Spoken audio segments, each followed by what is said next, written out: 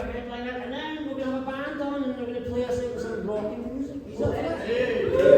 Just going to laugh and then we're going to rock out, right? Laugh first and then rock out. Like, get the order right? Don't laugh when they're on because they're supposed to be all doom and I don't know. You don't want to laugh at that, by the way, because I mean, you might want to laugh to it. I mean, you might want to cut yourself and cry wank to it like I did last night. But that's just me. Anyway, guys, we're going to get our next act on stage. You ready? Yeah! Okay, we need to get louder. Are you ready for your headline act of the evening? Yeah! Okay, who's been in comedy for longer than I can remember? It's ages. He's an amazing comedian, and he's your headline act for the night. It's Barrie, everybody!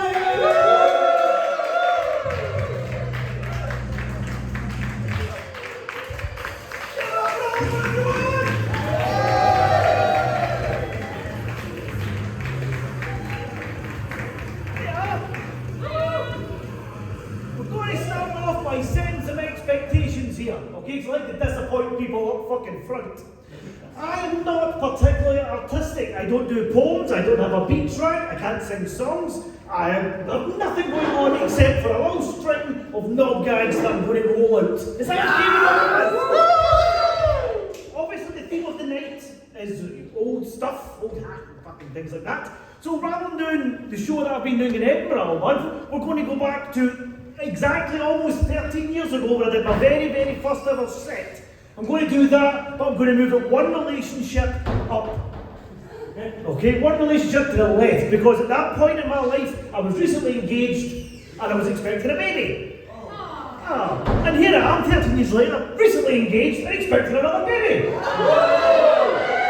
So I can do the old shite again. So fucking good. You don't want my arse, trust me. You might throw money for me to put more clothes on. We're going to start off then by saying, first of all, to disappoint even more of you, by saying I'm not Frankie Boyle. Oh, no matter how drunk you are and how late a train you're on, I am not fucking Frankie Boyle. Yeah, okay. I was once told by a lassie on Tinder that I looked like a bad drawing of Frankie Boyle. Done by a blind child from a Braille book about Henry VIII. Fucking pretty act. And as I alluded to a moment ago, I'm going to be a dad. Second time, let's hope this one's no pain in the ass. We're trying to do things in a more evolved fashion, so my partner got pregnant, I've put on the baby weight, we're sharing the responsibility, you know. I actually blamed this belly here on the very high calorie edible underwear that she wore while we were trying to conceive. At one point, she had to switch to a low-fat dolly bean G-string, so I ended up with a fucking stroke. When you're trying to conceive, anyone here got kids? No, you don't. And nobody does. You would be out on a Thursday if you did. You're having a life and enjoying the arts in various dark spaces like we have here. My little one is a pain in the ass, but more about her a little later. When you're trying to conceive, people give you advice. Very common advice. First thing you get told is don't keep your mobile phone in your pocket. You hear this? If you're a man, don't keep your mobile phone in your pocket because apparently Wi-Fi signals, 5G in the air, ruin your sperm. You familiar with that? Yeah. Wi-Fi signals in the air, ruin your sperm. But I don't mind. I don't worry about that because phone in pocket. I think that once my sperm's in the air, I have very little interest in its well-being, frankly. That's for the other people on the bus to worry about. The other bit of advice you get is to wear lots of loose-fitting clothes, especially undergarments, you know, big baggy boxers. I'm not a fan of everything rolling around down there, you know, like the fucking midweek lottery, just rolling around. Or David Bowie's hand in Labyrinth. I like a very awkward scrotum, you know, with a crease down the middle. So I went the opposite way and I took to wearing hot pants. They're sparkly gold hot pants because the tightest thing I could find. Unfortunately, they were too fucking tight. I still have them on, the same pair. We're hitting about 6 months now. If you come close, you won't be able to see any of them. All that's left that hasn't grafted into my fucking skin is the label that pokes out the side. Don't tell anyone that I am dry clean only. Am I being safe? Most important, I'm a choking hazard. In my fucking dreams, I got. I couldn't gag a Barrie. I tried. I also, like I mentioned before, I recently got engaged. Yeah, which is fun. I did it in a fun way. Myself and my partner went to lots of live music, festivals, gigs, that sort of thing. We went to our favourite festival over in France when our favourite band were on. They played our favourite song, and right at that moment, I threw myself over the barrier, and in front of about 40,000 people, I proposed. I know, it's a fucking classy move, isn't it? But the class did not remain. The class on that proposal was ruined very quickly because my other half didn't give a normal yes or no. My partner is from a place some of you may know called Wishaw. Anyone familiar with Wishaw? Yes. Rough as fuck. Okay, so rather than getting a yes or a no, she looked at me and in front of 40,000 people and the cameras were on the big screen, she said, "Get on, you daft cunt!" That was what I got. Now, if you think I'm exaggerating on how wishy my partner is, I'm going to show you. She gave me this ring. Yeah, it's a promise ring. We got married in May. We're getting married in May, sorry. So this is like a promise ring before the wedding. Now, she gave me this and she said it comes with a free engraving. So I thought, oh, she's probably put something like, "I love you," or a pet name or something. So sir, can you just, there's the ring, the actual ring. Can you look on the inside of that and see what it says inside? I shall you know, it says Cunto. Cunto, ladies and gentlemen. So I've got her with what's Munto on the inside. The baby's Lumpo, the dog is Mutto. That's how fucking wishy she is. We met, and when we got together originally, I wasn't in a great place. I was not in a great place. I hadn't left the house in a number of months. I had that great combination of finding a good pub and the wrong girlfriend, and I totally fucked myself. And I was just in a bad place. And I found this wee lassie, right? Which is in the back of me. I found this wee lassie who was interested in getting to know me a wee bit, and she lured me back out the house and back into the normal world. And she did this through taking me to gigs. And just about 3 weeks into knowing each other, we did our first festival. Okay? Specifically a festival called Download. Does anyone know Download? Yeah. Or Drownload as it's also called. And this year fucking Moonload. Because everybody got diarrhea from fucking Yorkie puddings. Thank fuck we weren't there. Now, we went there after knowing each other only maybe 3-4 weeks. If you want to get to know someone quickly, if you want a relationship on fucking fast forward, go and camping with that person, because you'll learn all about them. You'll see them at every angle, you'll smell every corner of them, you'll get to know them very, very fucking well. And I remember the point, just a couple of days into day 2, it's the morning time, we're all huddled up in the sleeping bags, we're all nice and cosy, everything's great, and she's beside me, and I thought, oh, this is really good. And then I hear her kind of move and feel her getting out of the sleeping bag as she leaves, and I hear her go up to the tent, in front of the tent, and I hear the flaps going. In her defence, it was windy. Zip goes down. I hear the rain. Zip goes back up.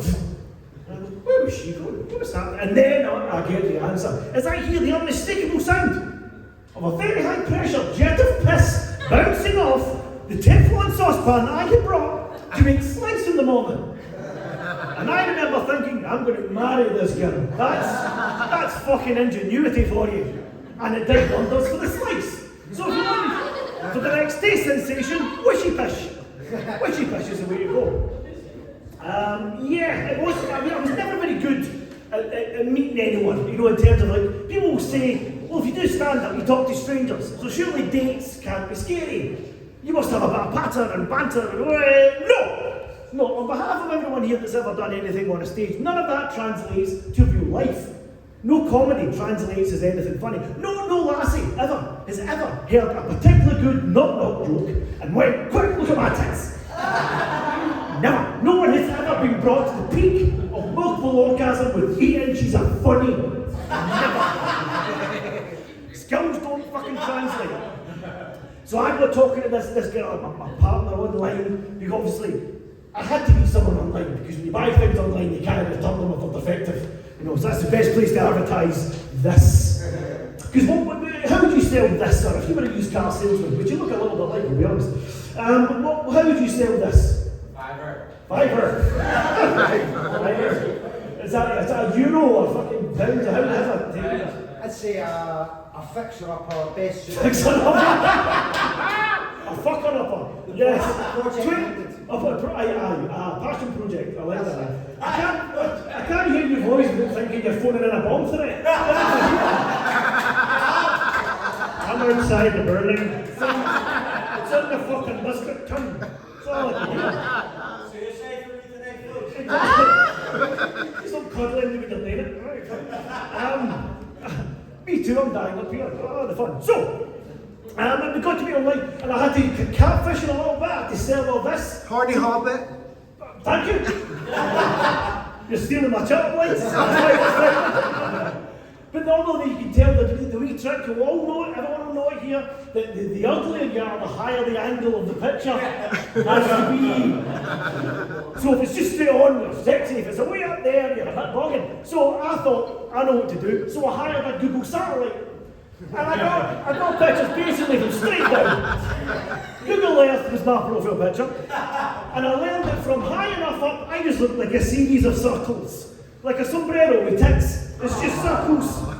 But she got past that, we got talking, and she was quite liking the pattern and the banter, and everything was going kind of well. And then after about a month, you talk to someone and you move past the polite part, you know, where it's all kind of, and you're getting to that bit where, you know, so it's just, you're not quite filthy, you've not sent any pictures yet, or scrotty photos or anything. Scrotty photos, you've not sent them yet, but it's happening, it's going to happen, it's coming soon. But you think, what we'll do is we'll meet, we'll go out, and we'll make sure the bits go in, and then that's it, we'll get out together. So, this was going to happen, we were going to meet. Can you guess what happened just 2 days before our first date was going to happen? Fucking lockdown! The entire country got fucking grounded! Yeah. I hadn't seen another naked human being in fucking about 2 years! There wasn't a high res on a screen. Seriously, I had lots of sex, only with myself, and I was losing it, I was worried, I was very worried. So I thought, how do I keep this lovely lassie interested? Because for a month you can talk about, oh, you've got lovely and I've got, you can kind of talk about, oh, when we meet, oh, I'm going to touch that bit and flick that bit. You can rub this bit and I'll put that bit on that bit. That's fine. Which is sex, I think, isn't it? More or less? Yes, get much rubbing bits on bits. That's easy, but then if you've got to keep someone interested for 18 months, you've got to go David Lynch levels of perversion. You've got to keep that utterly fascinating. So by the time 18 months went by, I'm going, oh, and then in round 8 that night, we end in round 8, oh, I'll rip you up like a zaff in there. They're getting a quiche, right, and then the quiche, that's getting flung at the postman, and then the postman's filed, and then you're just, it's just fucking David Cronenberg levels of mental sexting, just to try and keep the poor lassie interesting. I can't even make a sponge cake moist. I couldn't convince a mermaid to get wet, and I had to do it for 18 fucking months. So I was worried about it, and then with the events that were left in lockdown, we knew it was going to happen. We were going to meet up, but I was scared. Things, you know, what had happened in the world of shagging over the last 2 years is there new holes? Is there new bits? Was there more expected of me than I knew? So I had to ask people, I want to go equipped, as it were. So, but all my family, my early 40s, I know. I'm early 40s, so most of my friends and family are settled down and partners and kids, so they're not shagging anyway. So I went to my family, no one in my family, there's only one member of my family had current, up to the minute dating advice. And to use their statement, they said they were getting their whole huddles. So I said, Gran, you've got to tell me. What should I do? What's new in shagging the new? According to her, fucking loads of things. But she said, the main advice she gave me was be open, be honest, be sincere. Whatever you've got, be honest with her. Don't set yourself up for failure. Don't lie. Don't try and make out you're something you're not. You go, no, that's quite nice. That's quite nice. I like that advice. But I had fucked up because I had given her, I promised epic amounts of filth on this first date. So we met. Went to a wee bar in Glasgow, the Solid, just not far from here. We had a wee drink. They don't judge us, but we had a room booked, hotel booked that first day. Don't judge us. An ibis is what posh as fuck. No, it was an ibis because you could cancel up to an hour before. So if one of us was a German cannibal or a proper munter, the other one could have the room for a wee posh night. Right? That was the idea. So we met, we had a drink, and very quickly it was like, this is great. We'll go back to the room. Went back to the room, and that's where the problem started, because I jumped in there, and we had a good, 11 seconds of fun. Right? So, less of a porn star, more of a porn gif. You know, kind of. You could do it on like a flip chart. You know, like the way you would touch some hot. Like that's about as long as I can last, unfortunately. I know it's a shame. She did it there, you can buy it. So I'm lying there, and she thinks I'm playing hard to get because I went limp and I'm snoring. And she's kind of trying to move things along a little bit, you know. Have you ever seen these fuck nuggets that they think they can, they're like EMTs and like paramedics, they find a squirrel in the woods and go, get away! And they try and bring it back to life or something. It was that kind of like massaging bits in it. I was there working. She then went for the kind of wet sand approach, where she just tried to gather the blood into the middle of my body. Just trying to get some high enough to sit on. That wasn't working. So eventually, she took the only action that you could say was available to her. And she stood up on the bed, and as I'm lying there on my back, snoring away, she sat on my face. As I'm lying there, normally, good thing. Normally, good thing. Anyone out there want to sit in my face? Give me a shit. It's fine. Big fun. As long as you've got a bath. But I must tell you two things that will make you understand why this wasn't an amazing development in this specific instance. I have what you would call a type. Right? I find attractive fluffy girls. Does that mean anything to anyone? Fluffy girls? What if I say thick girls with 2 C's? And I don't mean thick like they're from Blantyre or something. I mean thick like they're cuddly. You know, but your cuddly and your hands don't touch at the back. Back in a cuddly, you know. The one that films a lift on her own. Love that. You can't get in a boat with. You know what I mean? But she's on a plane, she's kind of go, oh, fucking, I love that. Very, very into that. Now, the second thing you need to know is I'm also intensely claustrophobic. Oh no. Intensely. So we have this situation where this gorgeous individual sat on my head and created a complete seal around the top of my head. There was no light, no sound, straight amount of suction.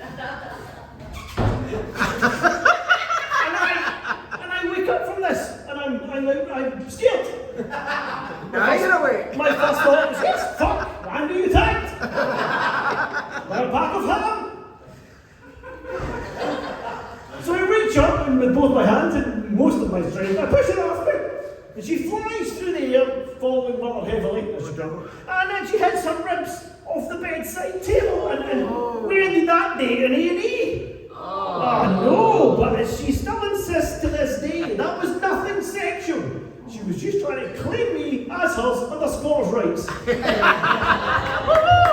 So, quickly before I go, nights like this are hugely important because so many other comedy nights are just 6 guys telling wanky jokes. But this is interesting and this is different, so keep supporting it, keep supporting Oliver. I've been good, Barrie. Thank you very much.